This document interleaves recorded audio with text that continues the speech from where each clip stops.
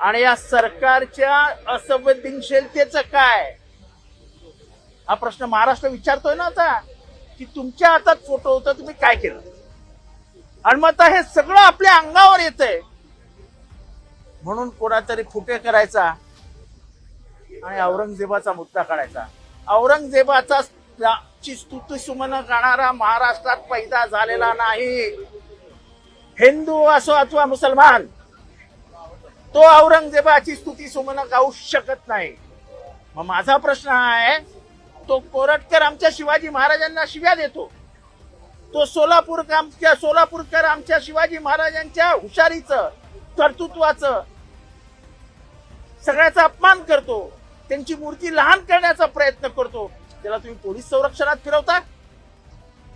आजपर्यंत कोरटकरला का अटक केली नाही? शिवाजी महाराजांचा उघडपणाने अपमान करणारा कोरटकर, सोलापूरकर या सरकारचा नातेवाईक आहे का? आम्हाला समजत नाही की तुम्ही औरंगजेबाचा विषय काढावा म्हणून कोणाला तरी सुपारी देता आणि महाराष्ट्राचं वातावरण कलुषित करण्याचा प्रयत्न करता का? तर तुम्हाला कोकाटे आणि मुंडे अंगावर येताना दिसत आहेत. मुंडेंच्या राजीनाम्यानंतर अस्वस्थ झालेलं सरकार आणि मुंडेंच्या बाबतीत हे घडणार, त्याच्यासाठी तुम्ही औरंगजेबाचा उपयोग करता, कोणाकडनं तरी करून घेता आणि औरंगजेबाच्या मागे लपण्याचा प्रयत्न करता.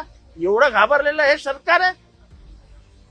परत एकदा सांगतो, हिंदू असो अथवा मुसलमान, औरंगजेबाची स्तुती समजून गाणारा कोणीही या महाराष्ट्रात नाही.